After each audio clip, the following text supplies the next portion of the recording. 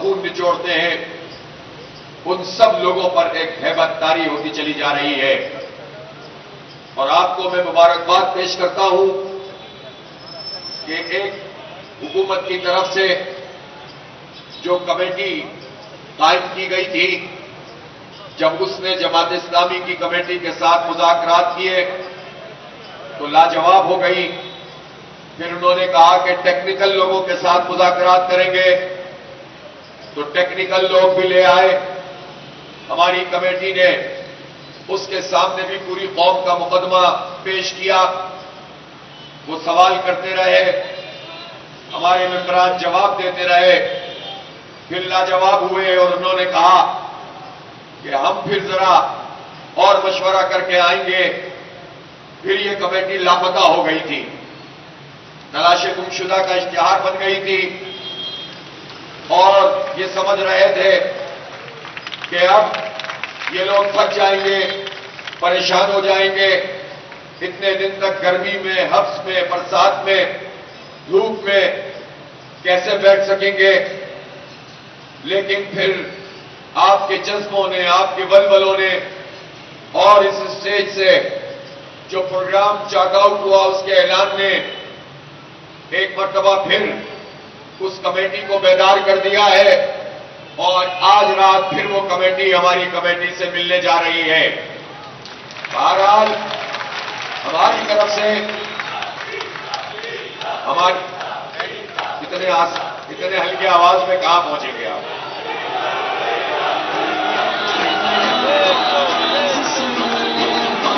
کہاں جانا ہے؟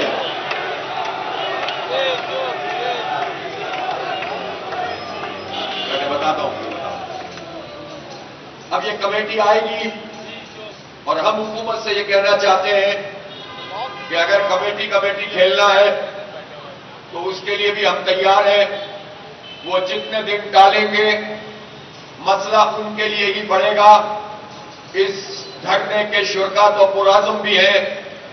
جذبوں سے سرشار ہیں، اور یہ صرف یہاں پر بیٹھے ہوئے لوگ نہیں ہیں،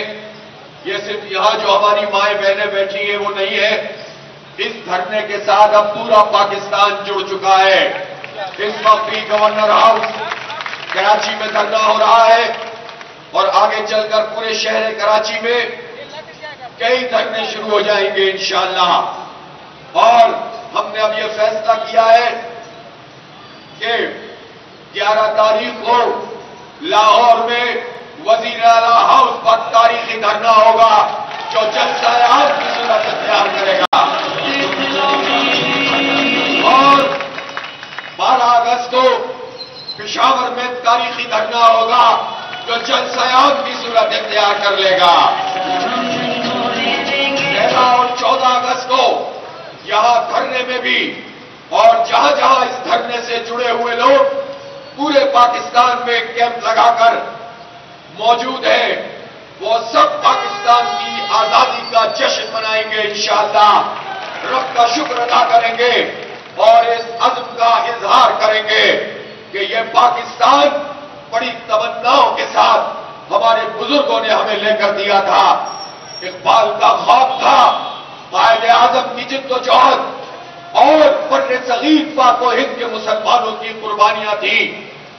کتنے لاکھوں لوگ تھے جو شہید ہوئے تھے، عزتیں پامال ہوئی تھیں، بڑے پیمانے پر ہجرت ہوئی تھی، اور اس کے بعد یہ پاکستان بنا تھا۔ ایک ظالم حکمران طبقہ، انگریز کا شاگرد طبقہ اس پاکستان کے اوپر مسلط ہو گیا۔ 77 سال کے بعد ہم اس عزم کو دہرائیں گے، اور پورے پاکستان کو اس یقین سے ہم کنار کرائیں گے کہ پاکستان کو حقیقی معنوں میں پاکستان بنائیں گے انشاءاللہ۔ عدل کا نظام، انصاف کا نظام، دین کا نظام، محروموں، مجبوروں اور بے کسوں کی دستگیری والا نظام، اور اس پاکستان کو ہم پوری دنیا میں انشاءاللہ پوری دنیا کے سامنے پیش کریں گے جس مقصد کے لیے پاکستان بنا تھا۔ اس لیے 13 اگست کی رات بھی اور 14 اگست بھی یہ دھرنا پوری پاکستان کی قوم کے لیے، نوجوانوں کے لیے، ہمارے بچوں کے لیے، ماؤں بہنوں کے لیے حقیقی آزادی اور پاکستان کی اصل آزادی کا پیغام بن کر سامنے آئے گا انشاءاللہ۔ اور سب سے بھی پہلے آج 6 اگست ہے اور انشاءاللہ پرسوں ہم یہاں مری روڈ پہ مارچ کریں گے، آگے کی طرف بڑھیں گے انشاءاللہ تعالی۔ یہ خاص طور پہ میں نوجوانوں سے کہہ رہا ہوں، بڑی تعداد میں اس دھرنا گاہ میں شرکت کیجیے، اور انشاءاللہ جب ہم مارچ کریں گے،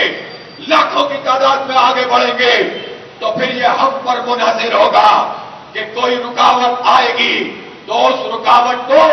کیسے ہٹانا ہے اور کیسے آگے بڑھنا ہے، یہ فیصلہ یہ دھرنے والے کریں گے۔ اس لیے اگر حکمرانوں نے یہ سمجھا ہے کہ وہ ڈیلیئنگ ٹیکٹک استعمال کر کے ہمیں تھکائیں گے، تو یہ بات سمجھ لیں کہ یہ تھکنے والے لوگ نہیں ہیں۔ ہر دن ان کے جذبوں، ان کی امنگوں اور ان کی انرجی میں اضافہ کرنے کا سبب بن رہا ہے۔ اور پہلے تو شروع میں ہماری مائیں بہنیں بہت تھوڑی تعداد میں تھی، اور پھر اس کے بعد ہم نے دیکھا کہ ایک بہت بڑا دھرنا صرف ہماری بہنوں اور ماؤں نے یہاں پر دیا تھا، سر ہی سر نظر آ رہے تھے، اور اس کے باوجود اب روز بڑی تعداد میں ہماری مائیں بہنیں یہاں پر موجود ہیں، یہ اپنے بچوں کے ساتھ شرکت کرتی ہیں اور اس بات کا اعلان کرتی ہیں کہ ہم اپنے ان بچوں کے روشن مستقبل کے لیے اپنا وقت یہاں پر لگا رہے ہیں اور پوری قوم کی ترجمانی کر رہے ہیں۔ اس لیے 8 تاریخ کو مارچ کریں گے، اور پھر اس کے بعد یہ سارے جو میں نے اعلانات کیے ہیں وہ سب کچھ بھی کریں گے۔ اس وقت تاجروں سے ہماری مشاورت جاری ہے، اور مشاورت کے بعد انشاءاللہ تاریخی ملکی ہڑتال بھی ہم اناؤنس کریں گے۔ پورا پاکستان اس پر لبیک کہے گا، یکجان ہو جائے گا، اور پھر معاملہ یہاں تک ختم نہیں ہوگا، شاہراہوں کے اوپر بیٹھیں گے، پورے پاکستان میں بیٹھیں گے، اور ہو سکتا ہے کہ 14 اگست کے فوراً بعد ہم اعلان کریں کہ اب پاکستان میں اس ظالم حکومت کو، IMF کے ایجنٹوں کو ہم بل جمع نہیں کرائیں گے۔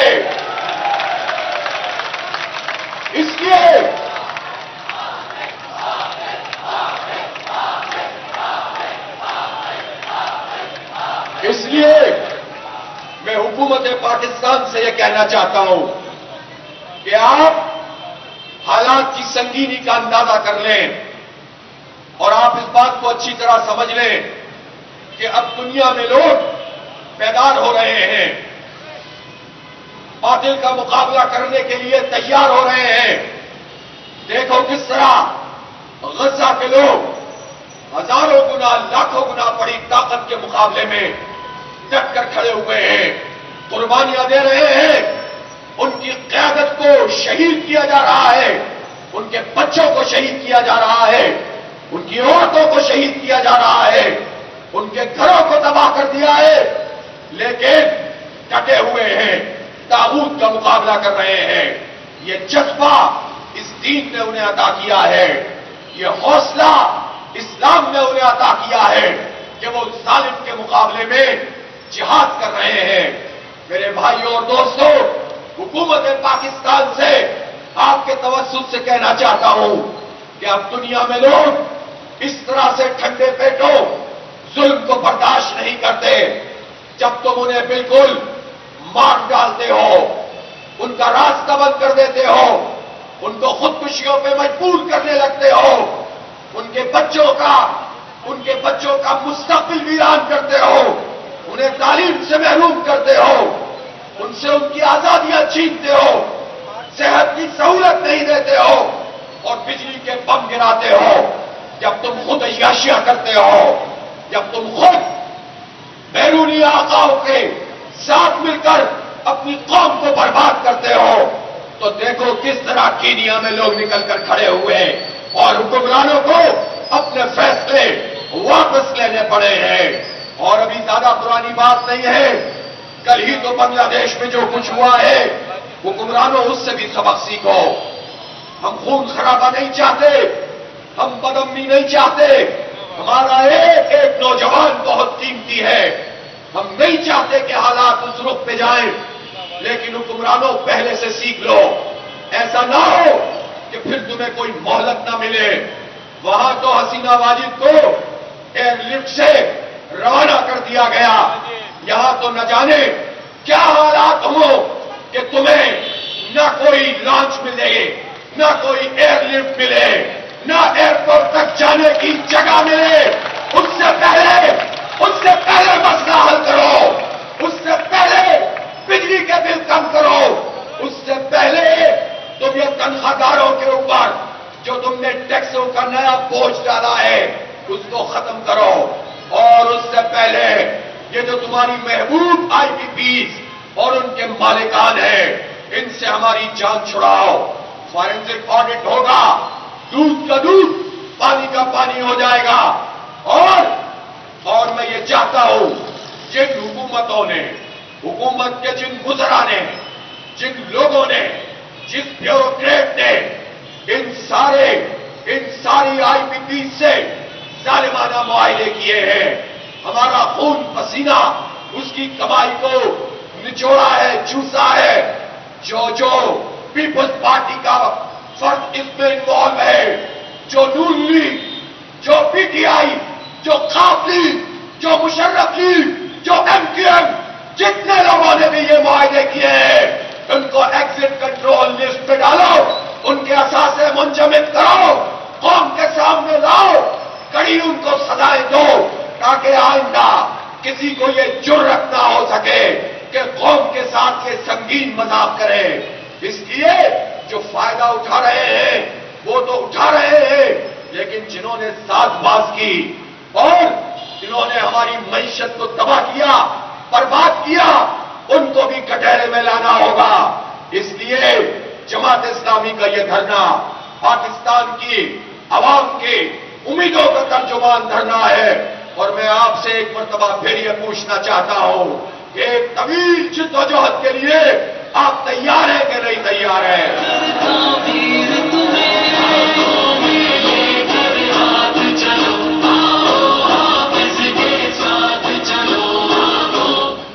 اس لیے کہ طویل جدوجہد کریں گے تو انشاءاللہ یہ سارے ظلم کی شکلیں جو ہمارے سامنے موجود ہیں ان کو ایک ایک کر کے رکاوٹوں کو ہٹاتے چلے جائیں گے۔ اس لیے ہماری ڈیمانڈ بہت سادہ ہے۔ پہلے مرحلے میں جو ڈیمانڈ ہم نے اس دھرنے میں دی ہیں اس میں بجلی کی قیمت لاگت کے مطابق کی جائے۔ یہ بجلی کے اوپر بلوں میں جو ٹیکس لگائے گئے ہیں 18% سیلز ٹیکس، یہ ود ہولڈنگ ٹیکس ایڈوانس، یہ فردر ٹیکس، یہ ایکسٹرا ٹیکس، یہ ٹی وی لائسنس کی فیس، یہ جو مذاق انہوں نے کیا ہوا ہے کسی بھی صورت میں یہ مذاق قبول نہیں ہے، ہٹانے پڑیں گے انشاءاللہ ان کو۔ اس کے بغیر یہ دھرنا ختم نہیں ہوگا۔ میں واضح طور پر کہنا چاہتا ہوں کہ اگر تم نے بجلی کے بل کم نہیں کیے تو محض وعدوں پر اور تحریر پر یہ دھرنا ختم نہیں ہوگا۔ نوٹیفیکیشن چاہیے، ایگزیکٹو آرڈر چاہیے، یقین دہانی نہیں، اقدام چاہیے۔ کرو گے تو پھر بات بنے گی، نہیں کرو گے تو مذاکرات سے انکار نہیں کرتے، مذاکرات بھی کرتے رہیں گے، دھرنا بھی چلتا رہے گا، مارچ بھی ہوتا رہے گا، اور کوئی چیز ہم سے دور نہیں ہے۔ نہ اسلام آباد دور ہے، نہ ڈی چوک دور ہے، نہ پارلیمنٹ ہاؤس دور ہے۔ ہم نہیں چاہتے کہ کوئی افراتفری ہو۔ اگر ہمیں انتشار پیدا کرنا ہوتا، ہمیں ایک دن کی سستی شہرت حاصل کرنی ہوتی تو ہم 26 جولائی کو ہی ڈی چوک پہ تو پہنچ ہی چکے تھے۔ بہت سے نوجوان، رکاوٹیں تو ہم عبور کر ہی چکے تھے، کنٹینر تو اٹھا کے پھینک ہی چکے تھے، لیکن ہم نے امن کا راستہ اختیار کیا۔